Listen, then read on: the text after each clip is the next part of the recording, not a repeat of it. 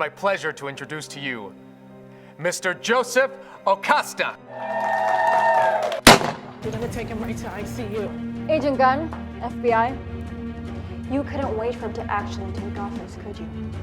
You had to take him out now, didn't you? Well, you tried to kill him, Kendra. Look, you should be looking at Rivers. If anybody wanted him dead, it would be Henry. If anyone had any reason to kill Joe, it was Coulson. You dumped the cell phones yet? Not yet. If they find anything, text me. I'm gonna take a look at the surveillance footage. You can't stop. I don't give a damn what you think I'm innocent. How you feeling, Mr. President? Look, I already told you, you gotta stop calling. It's not safe. And what should have been a night of celebration turned into a night of terror. I didn't know what to do, and they said they were gonna kill him.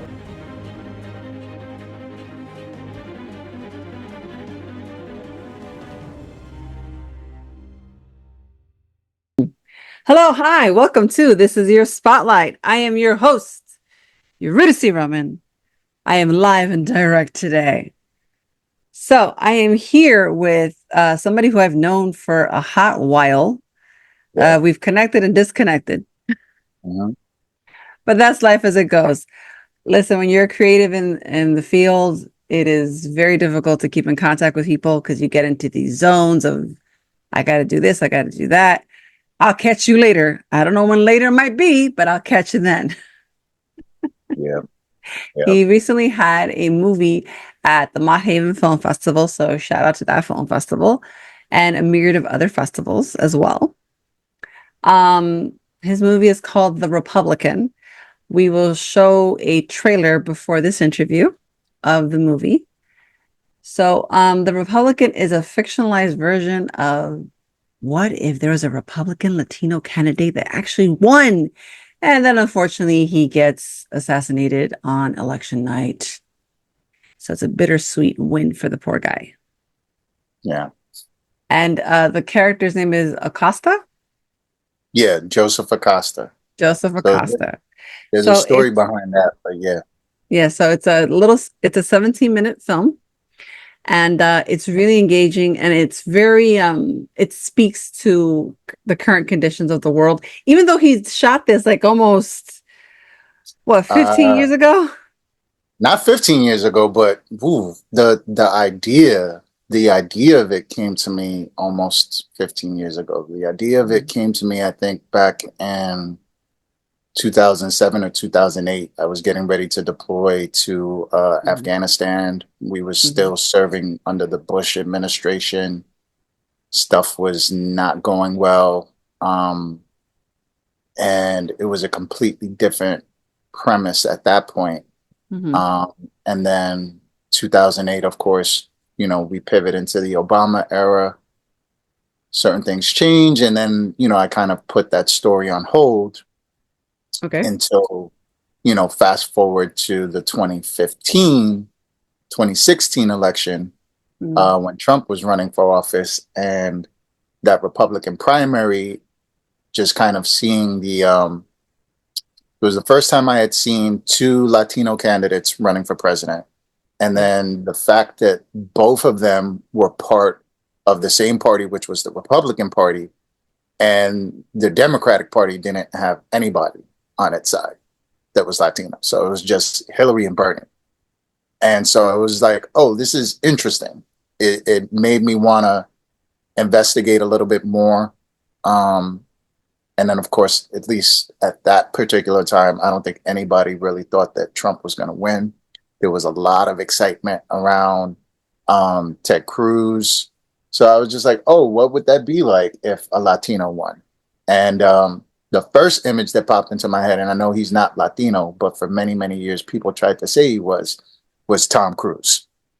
I was like, if I write this story and I can make Tom Cruise the first Latino president in film history, like I'd be doing something. And then that was kind of like, that was how the initial idea started to kind of like germinate, was from there. Interesting. Very interesting. It's a little, and then the people who were poised was Mark Rubio and Ted Cruz. And no offense, they were not exactly your cookie cutter Latino. They, for me, they didn't have much credibility.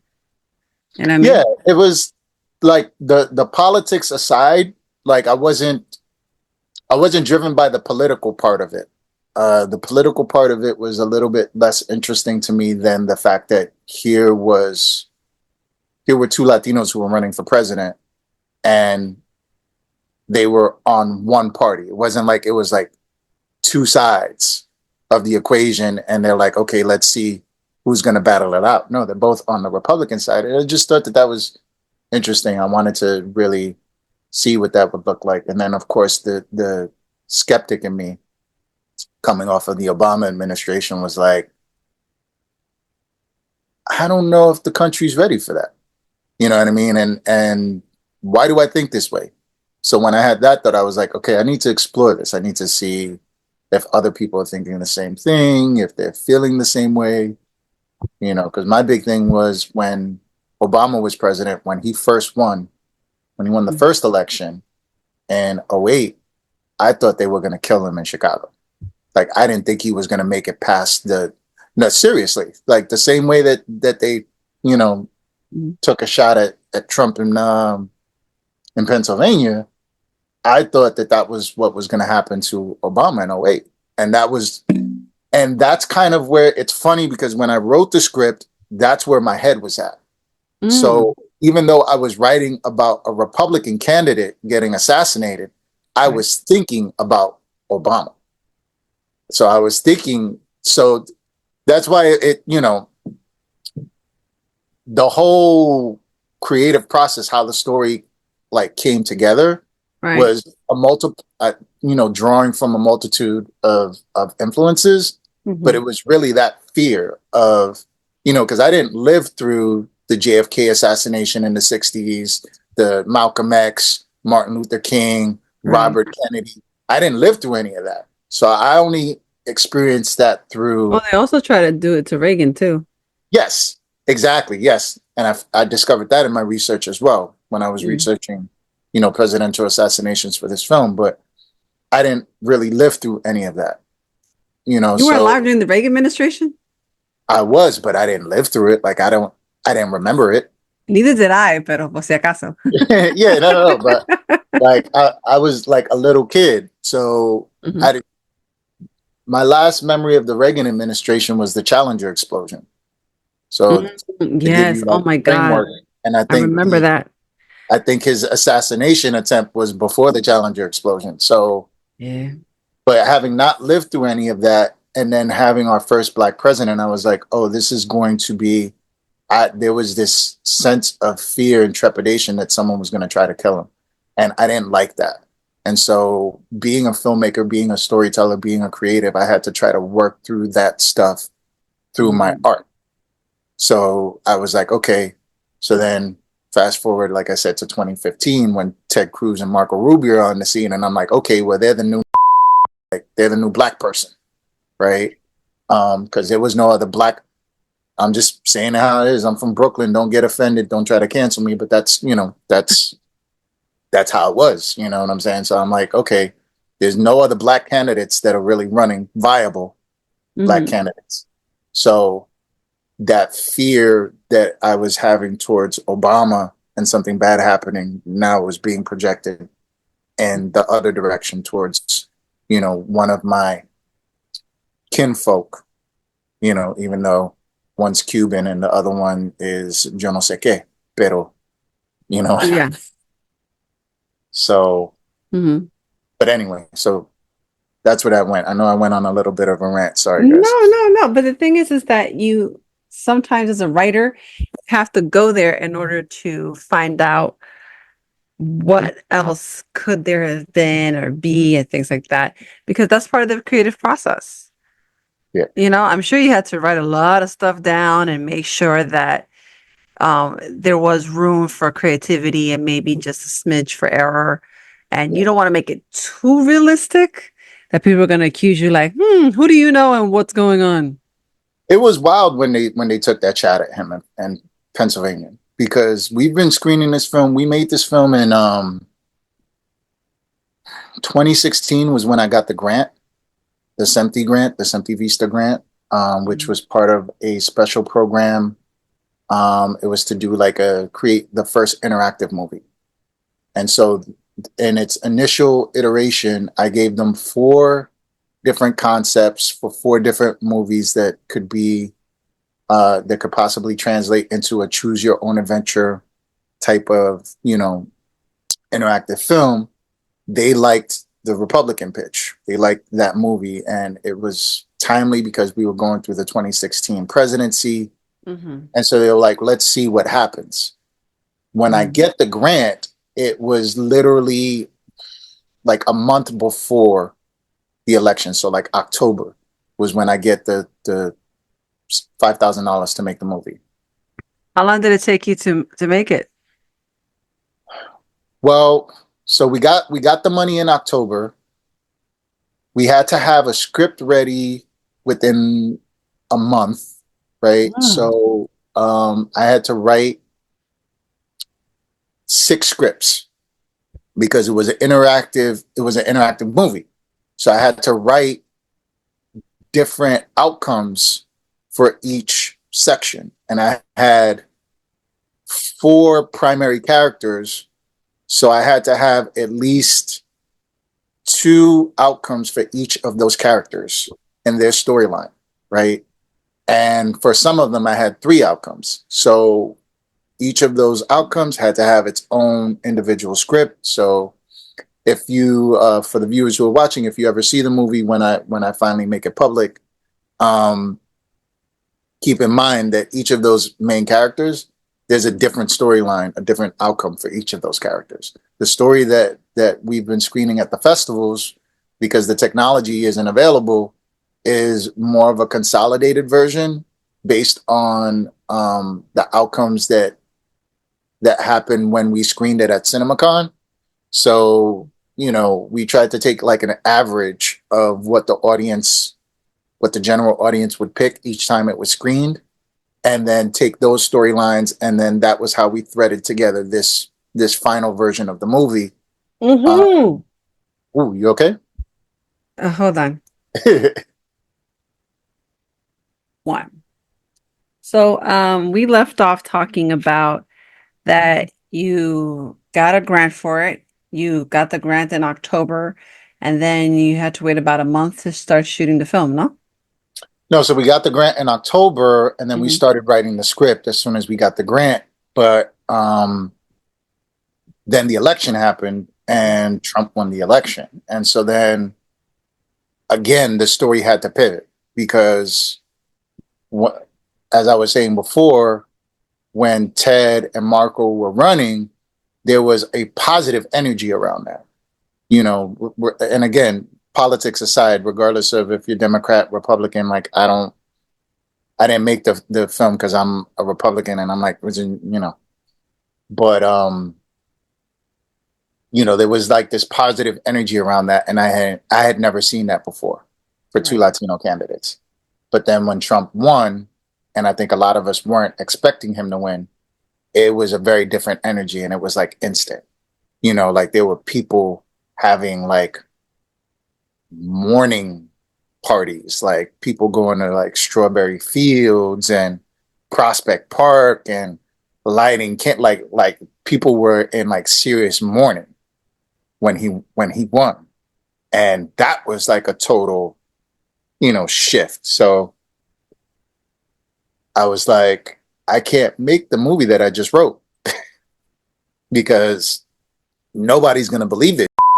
Writing this movie with this idea again in my head that, because one of the caveats when we got the grant was we had to write something that could be adapted either into a TV series or a feature film. Correct. Because their goal, the Semti Vista grant, their goal was to basically create the first interactive feature film or the first interactive television series. Correct. That was the whole purpose of the grant. So they were trying to source material for this.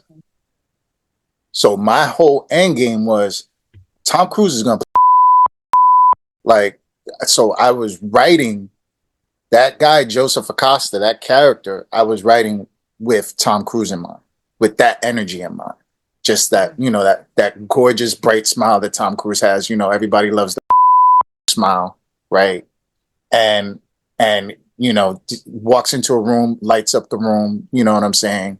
Everybody loves him. So that was my thought process. Then Trump wins, and I'm like, like people actually seriously hate this guy, and there's people who are upset. So I knew I couldn't make that movie that I had written the month before. So now I have to contact these guys who are running the Empty Vista program, ask them for an extension. The movie was originally supposed to release December of that year in 2016. We get an extension. They push it back to CinemaCon, which was going to be in January, February, and March of 2017. Wow. They're like, okay, you have till March of 2017 to write, shoot, edit, do everything you need to do. So I was like, okay, a little less pressure. We rewrite the movie. I rewrite the scripts. But then when it came to actually shooting the movie, you know, it was the first time I hired a professional DP. I hired a professional producer. So like all of my primary cast and crew were all working professionals. All of the actors, with the exception of like 2, were all like professional SAG or SAG-E actors. Yeah, because when I was watching the movie at the festival, I got that sense to it. Yeah, I mean the guy who played the president, Alan Rodriguez. Shout out to Alan Rodriguez, who is a Bronx native, I believe, and he lives in Yonkers right now. So he reps that north side of New York. Professional actor. He's been on Jessica Jones. He's been on The Punisher. He's been on a ton of TV shows and films. It Follows. He was in that movie. Bunch of stuff. Really great guy. Shabazz Ray, another guy who's been on every New York TV show I'm at. You can imagine Fringe, FBI, Law and Order. If Beale Street Could Talk, he was in that movie. No, but I gotta say, the way you shot the movie and the way it was, it felt like something that could have been for like the time period. Like Yeah. it could be relevant till today. And that's I think, I don't know if that was a conscious decision you made to make sure that it still kind of permeates till now, or was it more like Not really, to be honest with you. It was one of these things where it was kind of like it was just luck. It was just like the luck of what was going on in the zeitgeist of that moment, of that period in time. Because like I said, all of it was initially spawned from, you know, my experience under the Bush administration, being a soldier in that administration. And then it just evolved. It morphed into other things. I think I was thinking about, okay, well, 2016, Trump won. One of these Latino guys is going to come back in 2020 and you know, try to rectify it. And then instead what ended up happening was they showed the world that they were nutless. So you know, so I was thinking, okay, let me write this for 2020, right? So when I realized that, you know, I couldn't keep it the way it was because Trump had won. right? I tried to give it a little glimmer of hope at the end. I don't want to give away in case, again, any of your viewers end up wanting to see it or decide to come support it. But I didn't want to make it completely dystopian. Correct. You know, I wanted to respect what was going on. So much content right now is kind of leaning towards that. Yeah, I wanted to respect what was going on in the zeitgeist. I wanted to respect the fact that there were all these people who were upset about him winning. But I also still wanted to have some semblance of, you know, the initial motivation of what made me want to make this movie, which was the idea that, you know, for most of its history, the Republican Party has been the progressive party. not the Conservative Party for most Right. of its history, right? Right. It's only in its recent history that that's flipped and that they've gone to this far right conservative kind of ideology. And the balance to that far right ideology has been the far left democratic ideology. But if you look Right. at historically, like Abraham Lincoln freeing slaves, there's nothing conservative about that, right? Ulysses S. Grant taking on the KKK and basically putting out like a hit list on the KKK and on, you know, the Confederates. There's nothing conservative about that, right? There's nothing conservative about, you know, them wanting to introduce universal education, which again was something that was spearheaded by that party. So there was a lot of back and forth between how much do I lean into the history of the Republican Party and a lot of the things that they did to that was progressive to move the needle forward. Right. That's now being undermined and upended by today's Republican Party. So it's like, you know, the juxtaposition of two truths within this one party. You know what I mean? Right, right, right. You've got that, and then you also have, for the same token, you also have, I think there's been, again, there's been a lot of shifting. Yeah. I'd like to say the last 24 years have been very telling. We've had two decades. One started out, I guess, positive. Mhm. And then you had the war aspect, then you had the world trade happen, and then from the world trade, then all these things started to happen. Then you had a recession at Two recessions. yeah, two recessions in one decade, which was insane. And to live through that, and then now after that's over, the year 2012, which was so many people were predicting, oh, this is the end of the world, this is happening, and so forth and so forth. The thing is, I like for that token, I like to say I don't know what end of the world specifically what they were talking about. Was it the end of a certain innocence? Was it the end of certain technologies no longer being utilized? Is it the end of normalcy? Is it the end of this? And then you have such other medias, like for example, like the truth hidden in plain sight. So you've got that whole concept brewing and going, and it's a lot. And It I was commend scary. you. It's very scary. And honestly, I commend you for actually taking on such a tough subject because I'm sure it wasn't easy. And No, and again, you had asked earlier if we had in mind what the future was going to look like.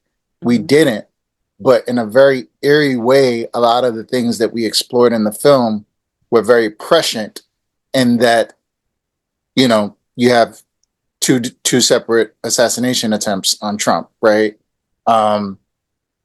We were just going off of history, right? When I was writing it, I was just referencing the history of presidential assassination attempts and what led up to that, right? I never had him, and the fear of what could have happened with Obama. I never thought that we'd ever actually get to that point.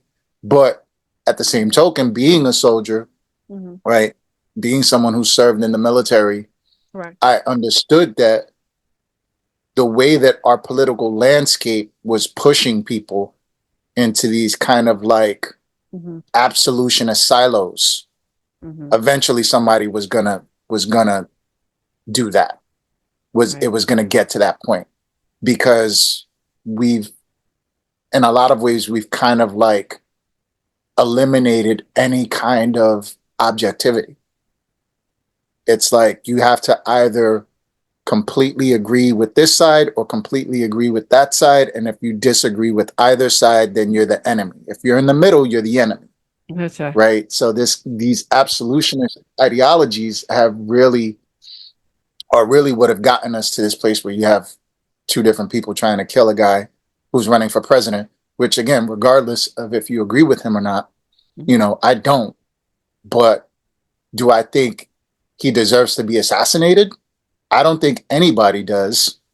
But at the same token, you reap what you sow, right? If you do and you do bad stuff, you're going to attract bad stuff. Right. So when bad stuff happens to you, don't be surprised. Correct. You know what I mean? So it's like it's very weird. But I never thought that it would get that way. And it was really interesting touring the film. You had mentioned before in the intro that we had a really like long festival run. So we've been screening the film since 2017 with its premiere at CinemaCon in Las Vegas. So you're talking about 2017, 2018, 2019, 2020. 2020 was the last screening we had prior to COVID. Then you had the lockdown, and then we had another one in 2023, and then this recent one at Mott Haven, 2024. So it's a good 6 to 8 year run with the movie, and I'm happy with it. But it's been really interesting just seeing the different reactions to it. Like places that I thought were going to receive it really well didn't. Like in particular, like the Latino community. I thought the Latino community was going to be really receptive to the fact that here's a movie with the first ever Latino president ever depicted on cinema anywhere. The second movie to do it, my movie was the first. The second one to do it was Geostorm with Andy Garcia. Wow. So my movie that came out which was made in 2016 and released in March of 2017, and then Geostorm, which came out 2 months later. Wow. So you gotta feel proud of yourself. You're kind of a trailblazer. Yeah, but it wasn't received well within the Latino community. I think we got into maybe 2 Latino festivals out of the tens of hundreds of festivals that are out there. Oh my God. So it was you were too cheeky. It was received more, it was embraced more in the Midwest. And that surprised me. Because where in the Midwest? Everywhere in the Midwest. Oklahoma, Ohio, Iowa, Arizona, Arkansas. It was weird because I didn't think Texas. I mean, we screened at a place called the Prison City Film Festival in Texas, like right outside of Houston, and it's literally it used to be a prison town, so it was like scary, very scary. Yeah, but so the Midwest and the South, they embraced it, and it was really odd because again, I think people when you're from a particular region, like I'm born and raised in New York, born and raised in Brooklyn. Right. If not for the fact that I was in the military and I got the opportunity to experience traveling and living in other states, I might still have that same kind of closed-minded mentality about certain areas. Correct. But going to these places, you learn a lot about their history. Right. And so I was just surprised because, from the outside looking in, you would think, well, they're never going to accept a movie about a Latino guy running for president. They're never going to accept a movie about a Latino guy who's a Republican who wins the presidency, right? They're just, but they embraced it. Versus the people the community that I was technically targeting and making the movie for, which my Black and brown people, they were like, yeah, no, we're not feeling this. We feel like you're trying to celebrate Republicans and Republicans. Like that was like the energy. Right. And I was just like, okay. So y'all watching the movie? Yeah, we're going to read all those the red states here. Are you ready for the red states? Yeah. Well, congratulations. You said Oklahoma, right? Oklahoma's a red Oklahoma, state. Arkansas, Arkansas is a red state. Iowa. Iowa, surprisingly, is a red state. They're the original red state. I learned that little piece of history about Iowa. That's why they have the Iowa caucus. It's one of the most important caucuses in the election. Yeah. Arizona's Ohio, a red state. yeah, Ohio, Arizona, Oh, yeah, Ohio. Yep. Oh, good old Ohio is a red state. yeah, Texas, So Texas, Oklahoma, Ohio, Arizona, Iowa. Arkansas, Kansas is a red state. I have Nebraska, not screened in Kansas. Nebraska. No, we're just going over all the red states. I've screened in Florida, which is Florida's kind a of red like a, state. Yeah, yeah, surprisingly. Darn. yeah, So yeah, that's interesting to say the a least. lot.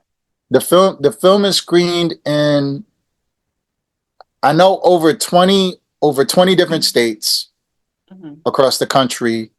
And I want to say at least 3 different countries, but I'm pretty sure it's 5 because we've screened in Africa, we've screened in China, Mm, we've screened in India, mm.